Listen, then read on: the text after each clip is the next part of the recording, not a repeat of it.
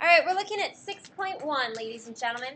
This whole chapter is about similarity. And when we're talking about similarity, we do a lot of ratios and proportions. So we're finding and simplifying the ratio of two numbers.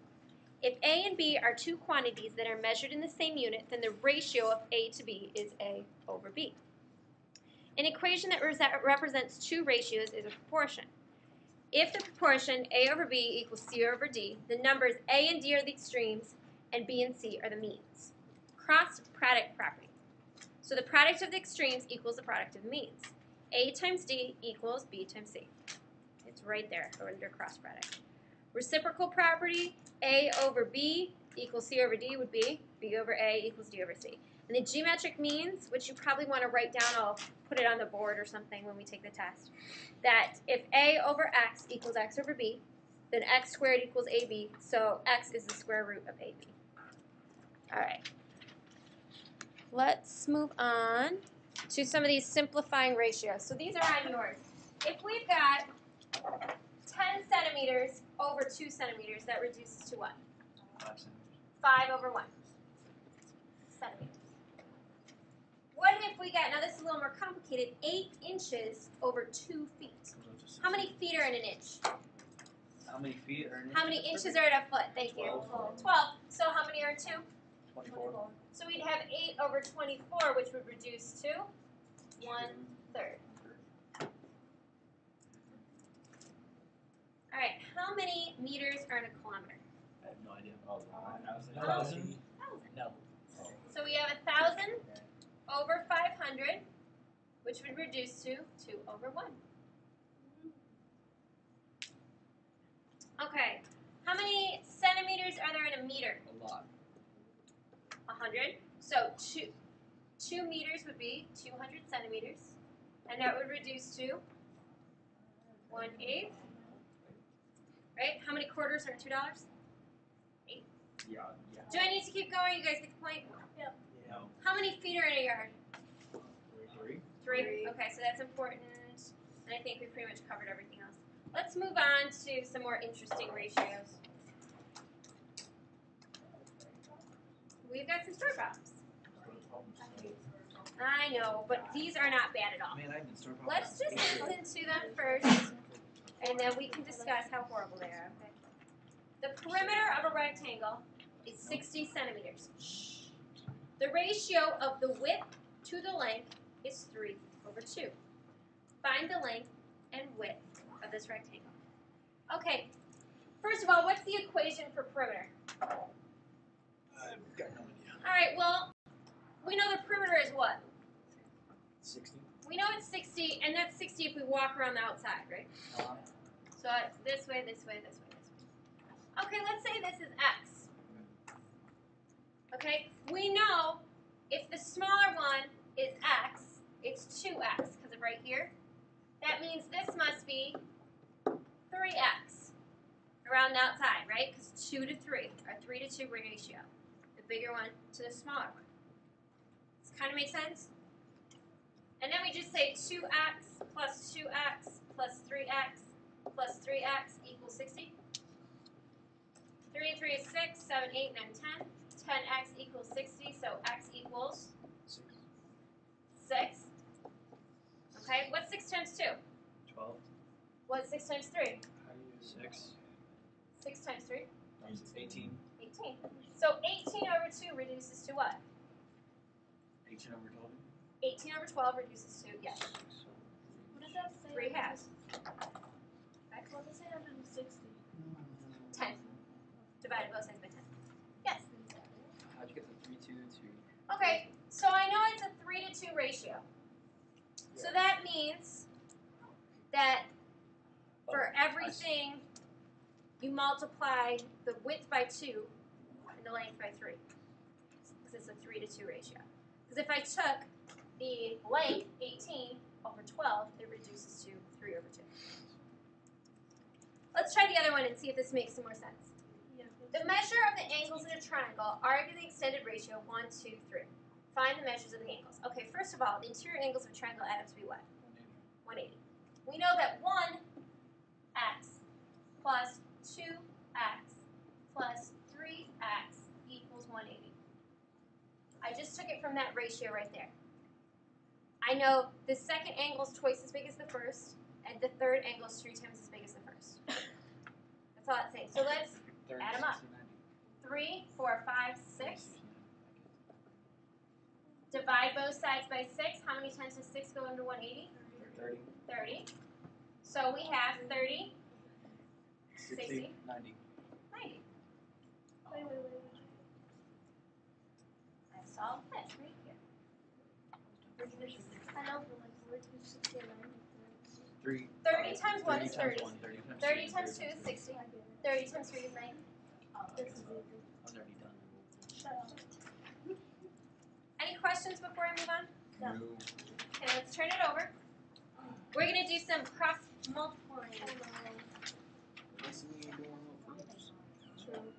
Wait, we're done with Oops. Yes, we are. No more proofs. Until the Okay. midterm. No one needs They will still be on the exam, yes. All right.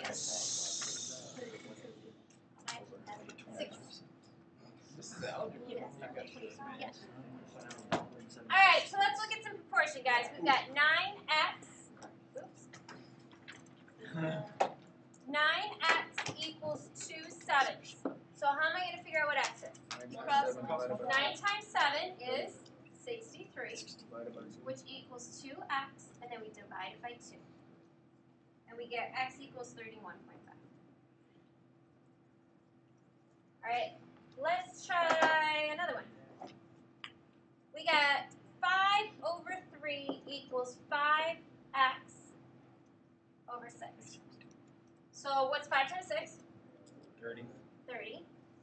And that equals, what's 3 times 5x? 15x. And we divide both sides by 15, and what do we get x equals? 2. Good, guys. Okay, now we're going to do one a little bit harder. Yeah. 4 over x minus 4 equals 3 over x. So I'm going to get 4 times x, which is 4x. And then make sure when you do the other one that you distribute, you get 3x minus 12. Okay, see that?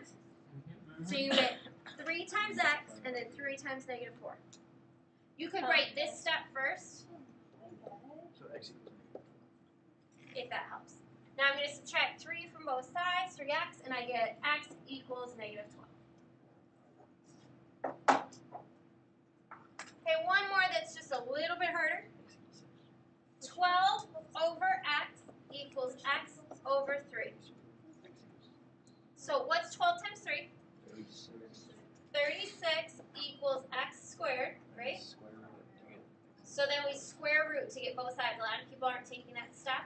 And you get x equals plus or minus 6, because it could have been a negative 6.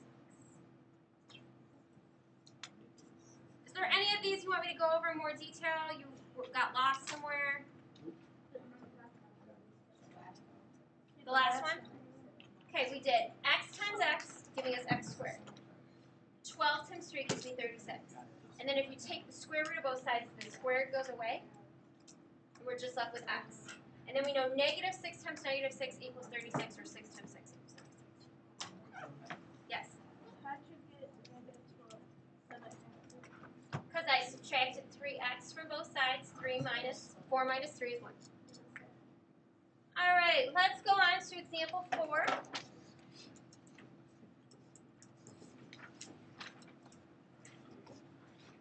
We're looking at using ratios to find the missing variable. So we've got this lovely picture of a triangle. R, P, Q, that's important. This is 24 and this is J. Now it says P, Q to Q, R is 3 to 5 ratio. How do you know that? Oh, okay. It's given on the paper. Okay, what is P to Q? 3. Look at the picture. J. And what is R to Q, or Q to R? 24. So that's how you set it up, and then you've got to cross multiply, and you'll get 72 equals 5J, divide both sides by 5, and you get J equals 14.4. Want to look at another one like that? Sure. Yeah. Okay, so we've got this rectangle. It's G, H, E, F. This is Y plus 7, and this is 40. Okay, we're going from E to F to F to G. So I'm going to go 4 over 5, and then what's EF? Y plus 7. Y plus 7. And then what is F to G? 40. Okay. And then we cross multiply 4 times 40. There you go. And then 5 times Y plus 7. So remember to cross multiply equals 5Y plus 35. Then we simply subtract 35 from both sides. 125 equals 5. I'm like blocking the whole thing. Divide both sides by Y, and what does Y equal? 25.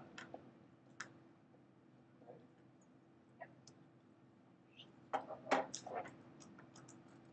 guys want to try the last one on your own? Yeah. Sure. Okay, why don't you try the last one on your own for a second?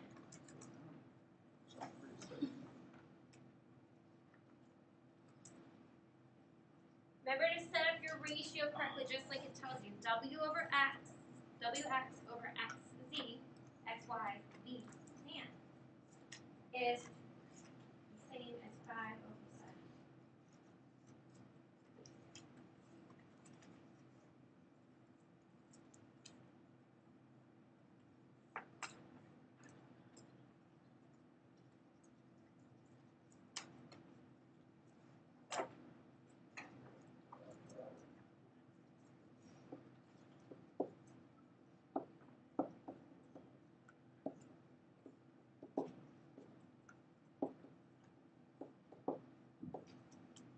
Okay, somebody want to tell me how to set this up?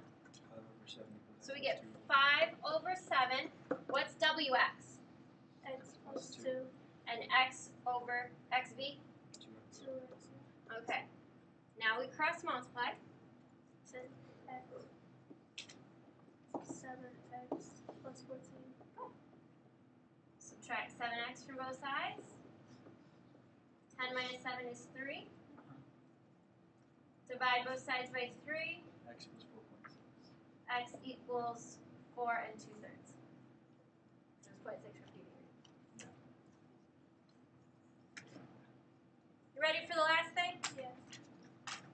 Then we'll be done. Okay, do you see on the front of your paper, you might want to turn it over, where it says geometric means? I can take this. X squared equals AB, and then take the square root of both sides. Okay, so we've got X squared equals 24 times 48, or we can skip straight to it. X equals the square root of 24 times 48, which you just plug in your calculator, and it's approximately Big number. 33.9.